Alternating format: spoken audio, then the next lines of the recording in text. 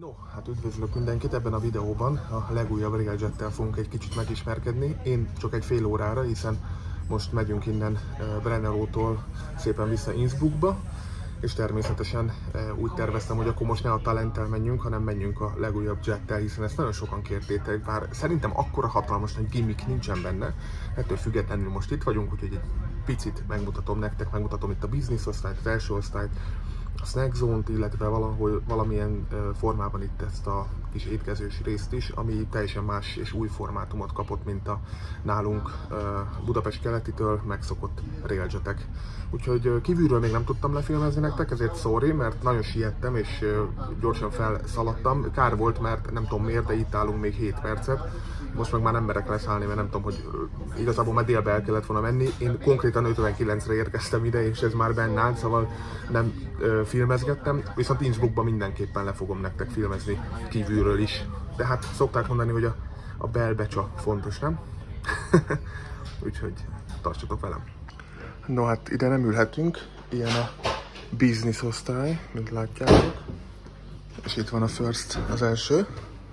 Ezt is megmutatom nektek. Ez pedig így fest. Hát viszont mi csak a economyra vagyunk hitelesítve. Ugye innen nem áll meg, csak majd Innsbruckba. Nem fogunk sokat menni, egy fél órát innen Brennerótól. De mindenképpen szerettem volna összehozni, hogyha már erre vagyunk. Itt láthattok ilyen snack zone, úgynevezett snack zone, automata, tudtok venni kávét, szendvicset, süteményt, mindenféle apróságot, csokoládét, ilyen készfertőtlenítőt, zsebkendőt, stb. De természetesen van egy étkező rész, azt majd mindjárt megmutatom nektek. Hát és ugye itt van az étkező rész, merőben más, mint a megszokott, vagyis az általam megszokott. Itt egy utastájékoztató, amin lehet is látni azt, hogy bár késést ír, de nem volt késés. Nem tudom, hogy miért várunk most 10 percet, hogy őszinte legyek. Ez számomra most nem világos, bocsi. Nekem egy picit furcsa az, hogy az étkezős rész kapta meg a business osztályt, és ugye itt láthatjátok, amit már mutattam nektek. Mert igazából a businessnek pont az lenne szerintem a lényege, hogy elkülönülve egy olyan szekcióban, ahol nincsen áthaladó utazóközönség, és ugye itt a business osztály, és itt ugye a first class, tehát van egy áthaladó utazóközönség, akik a firstből mennek mondjuk az étkezőbe, de azt is értem, hogy közeltették úgymond az étkezőhöz, viszont mivel az étkezősök ugye kiszolgálják a business utazókat külön, tehát kijárnak hozzájuk, így továbbra sem értem ennek a funkciónak a értelmét, tehát hogy miért került ide, itt középre, hiszen láthatjátok, hogy itt az economy kezdődik, tehát a másodosztály, a kis étkező, itt pedig az első osztály, tehát pont van egy ilyen áthaladó réteg itt a businessen. Nem tudom, hogy a további szekciókban van-e még kialakított business kategória. Szerintem nincs, de majd azért megnézzük. Egyébként mit kapott a business osztály? Kapott egy, most csak nem tudom, egy töltőt, ugye, amely telefonok képesek arra, hogy vezeték nélküli tölthető, vagy vezeték nélkül tölthetőek, azok itt kaptak egy töltési lehetőséget, egy kellemes ülés, bár nekem, hogy őszinte legyek, a régebbi business kategóriás ülések jobban tetszettek, illetve én tágasabbnak vélem, hiszen ott ugye 3-as szekcióba vannak, itt is el van tolva, hogy egymás lábai az emberek ne bántsák, illetve ne okozzanak kényelmetlenséget. Én azt gondolom, hogy viszont a régi elrendezés az sokkal jobb volt ilyen szempontból. Nyilván a töltések és egyéb lehetőségek megvannak, ahogy bármelyik másik első vagy business osztályú lehetőségnél. Entschuldigung. Úgyhogy nagyjából ilyen a helyzet. Én beültem ide, ugye innen már economy, innen már jó a jegyem, és megmutatom azt is nektek, hogy itt van egy ilyen, hogy mondják ezt, ilyen bőröndök, táskáknak való hely. Én most ide ültem be, és így néz ki a másodosztályú szekció. Itt van egy lehajtható, ahogy ugye már megszokhattuk, egy kis asztalka.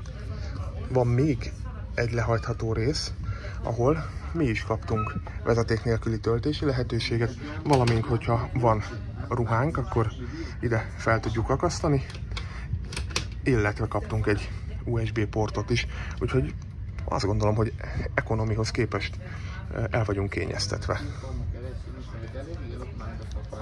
Egészen addig, ameddig majd rá nem jövök, hogy nem economy, de szerintem economy, hát ki van írva. És szerintem nekem mondjuk az is furcsa, hogy itt az étkezős részen vannak ezek a normál ülések is, hogy úgy mondjam, tehát az utazós rész is egyben. Majd jön egy jegyvizsgáló, azt mondja, tud németül, mert már az előbb beszéltem vele. Mondjuk csak annyit kérdeztem, hogy ez az Innsbruckie, de hát... Mert nem ide volt kiírva. Csak zárójelben megjegyzem, a 8-as, illetve bocsánat, 9-esre volt kiírva, ehelyett a 7-esen volt, mint látjátok, ott volt a 7-es. No, megérkeztünk közben Innsbruck Hauptbahnhofra, de szállnak fel jócskán az utasok, rengeteg a felszálló, illetve a leszálló itt. Hol is van? Ja igen, hát végül 10 percet késtünk, ugye innen München nem sok, 14 óra 20 valamennyire kellene megérkeznie, de így most 38-ra fog megérkezni, tehát 1-2 órán belül bőségesen teljesíti a történetet. Azért egyébként ez számomra még megszokhatatlan. Nyilván, ha itt élnék 82 éve, akkor lehet, hogy már unalmas lenne, de lehet, hogy még akkor se. Elképesztő tájai vannak Innsbrucknak. Na mindegy, megpróbálok minél feljebb menni, aztán felveszem nektek, ahogy kimegy az új Railjet. Ezt tényleg nagyon sokan kértétek, ugye, és azt is kérdeztétek, hogy hol jár. Hát srácok, Bécsbe ne keressétek, egyelőre nem jár Bécsbe, úgyhogy csak itt azt nem tudom, hogy mondjuk, hogy csak itt, de itt biztosan, tehát itt az olasz müncheni vonalon megtaláljátok az új jeteket, ehhez viszont már pénzt, időt, energiát kell belefetszölni, mert hát nyilván egyszerű Bécsbe, Budapestről nézve kiugrani, de onnan nem fogtok szerencsésen járni, mert nem lesz új jet.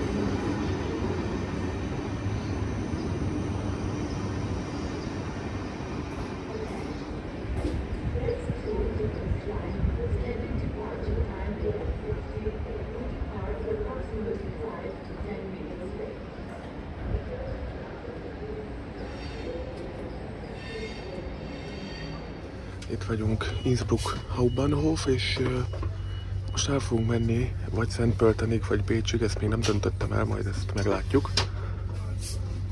De a lényeg, hogy egy érdekesség, hogy Kufstein, pont most elment a tábla, de Kufstein után Salzburgig nem Ausztriában, hanem Németországon keresztül fogunk menni.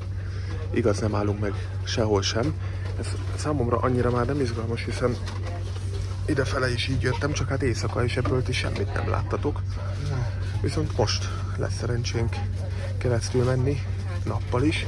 Ugye ennek az érdekessége, hogy hát nem is érdekessége, inkább az értelme az, hogy gyorsabb, mint hogyha meg lehetne oldani vasútilag úgy, hogy Ausztrián belül maradjunk. De az jóval hosszabb lenne, tehát így gyorsabban érünk el Bécsig. Bár ugye ez nem... Várjatok, de ez a Flughafeni, és majd ez csatolódik ugye a keletishez. Vagy nem? Hülye vagyok. Mi fogunk szétcsatolni, és ez a rész a Flughafeni. Bocsánat.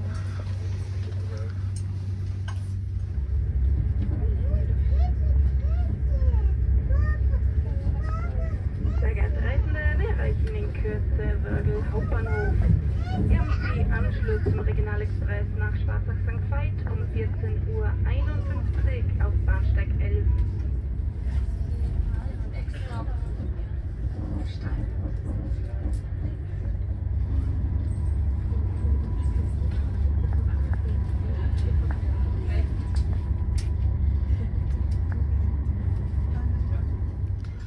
No, és akkor ahogy mondtam nektek, most itt vagyunk Kufsteinba.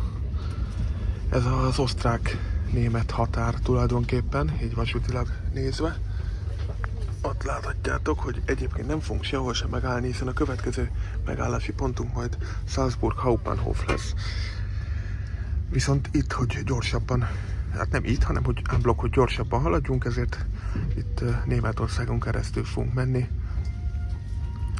Kiefersfelden talán az első német állomás, amin keresztül fogunk menni, de sehol, tehát még egyszer mondom, sehol nem fogunk megállni Németországon belül.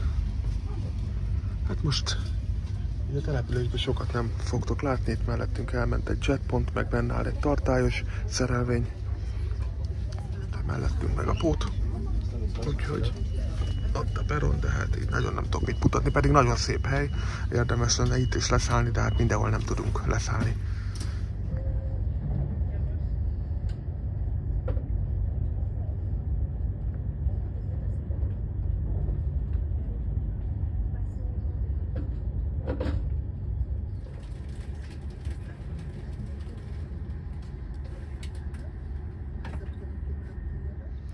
No és akkor most jöttünk át a német oldalra, és láthatjátok, hogy át is fogunk szépen hasítani ezen a Kiefersfelden talán, de majd megnézem. Itt pedig az impozáns, hát nem az ajvédőfalra gondoltam, hanem a hegyekre. De tehát ez itt már abszolút Németország. Ott az autópályánál látom, hogy hát legalábbis valamilyen nagyon fő út volt, mert álltak bent a kamionok, várakoztak.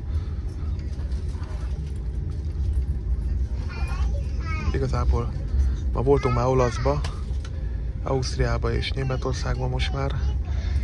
Nagy különbség nincsen látvány tekintetében, mert csodaszép mindegyik.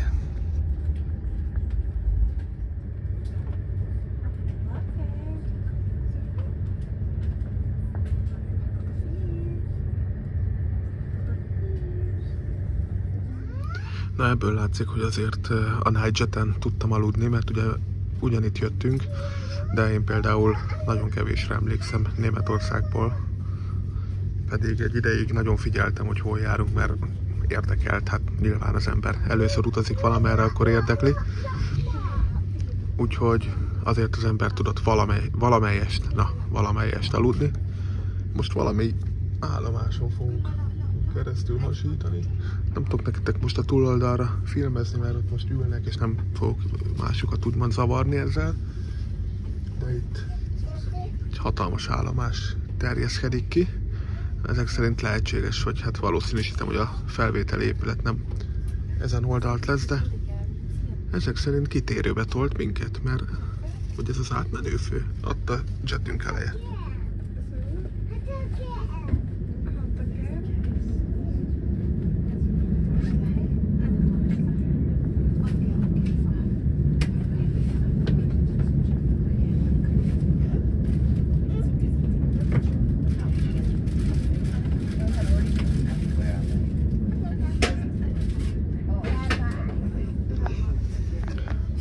Hát őszintén nem tudom, de ez nem úgy tűnik, mint az átmenőfő, így érzésre. Aha, nézzük csak. Most egyértelműen át... Nem tudom. Hát, Entschuldigung bitte, ahogy mondaná a német, vagy az osztrák, vagy tök mindegy. Ezt most nem határozom meg nektek. Na jó van, az ajvédőfalat ne nézzétek, majd bejelentkezek még.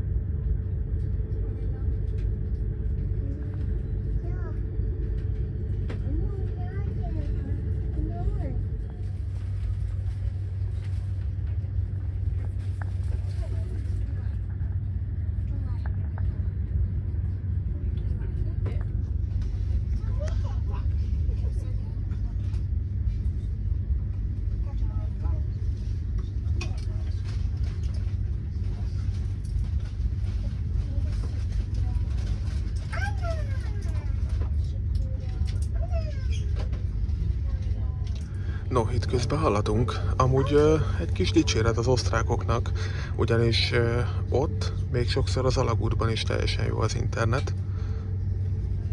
Olaszba se volt nagyon gondom, pedig volt, hogy szerintem vagy 10 kilométeren keresztül alagútba mentünk, és most nem túlzok. Viszont itt Németországban valami katasztrófa. Jól mondta az, hogy hívták azt a pandzsanőt, a ungárnak a anyukája, hogy itt elmaradott ország, még internet sincs. Na jó, hát azért ez nem igaz, de itt tényleg nagyon rossz amúgy. Egyébként úgy látnivaló szép zöldes tájak, ilyen kellemes házak, olyan ekte jellegzetes német, osztrák tematika stílus, de ugye eltűntek a hegyek helyette. Na jó, hát a távolban ott vannak, de hogy így az aktív hegyek, vagy amit eddig megszoktam, vagy megszoktunk, egy picit más jellegű a táj. Nem mondom, hogy nem szép, de olyan hatalmas nagy feelingje talán azt nem lehet mondani, hogy van. Na. Közben valami településpont.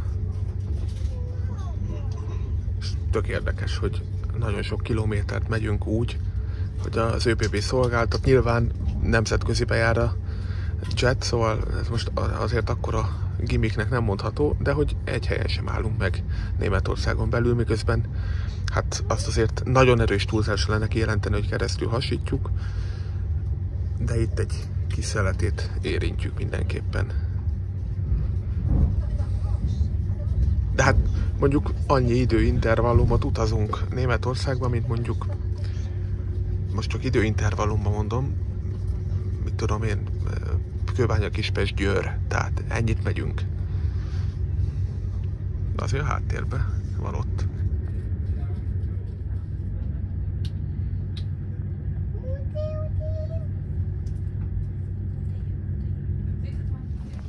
Most volt egy aranyos jelenet itt, olaszból pont ugyanaz a jegyvizsgáló van ezen a vonaton is, mint olaszba, és nem tudtam neki a jegyet megmutatni, mert egyszerűen nincs internet Németországban, tényleg. Igaza lesz az ének az ungár anyjának, bazzeg. Tényleg nem működik a net. És mondom neki, hát nézd meg, hát mondom, 5G-t mutat, de semmi. Azt mondja, jól van, azt mondja, tudja, hogy van jegyem, csak neki le kell csipogni. Na, itt valami kisvasúti sztori volt. Azt mondja, majd beszéljünk Salzburgba. Ausztriában van net, azt mondja. Kurva nagy forma.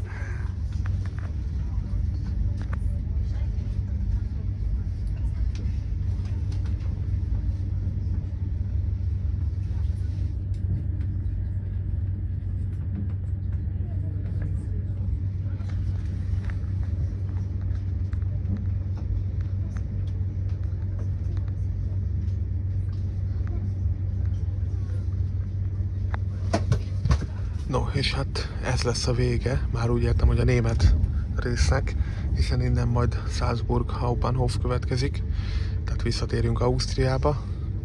Ez csak egy ilyen érdekesség, hogy egy megállás nélkül, legalábbis hát menetrend szerinti megállás nélkül végig suhanunk itt a német részen, és jó, ez a része a Railjetnek ugye a Flughafen, tehát a repülőtér fele megy, viszont a másik része közvetlenül keleti pályaudvarnak fog közlekedni. Hát mi nem fogunk. Jelenleg nem fogunk a keleti pályaudvarra közlekedni, de a jetünk megy tovább, hiszen rendületlenül halad.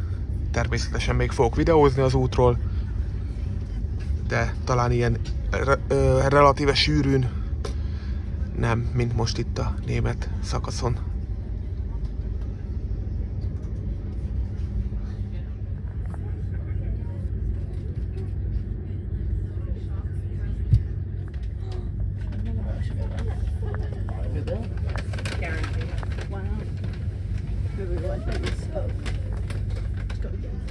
Na, ott a Westbahnos kis láthatjuk, miközben kihaladunk Salzburg Hauptbahnhofról. És egy Railjet szerelvényt. Még a régi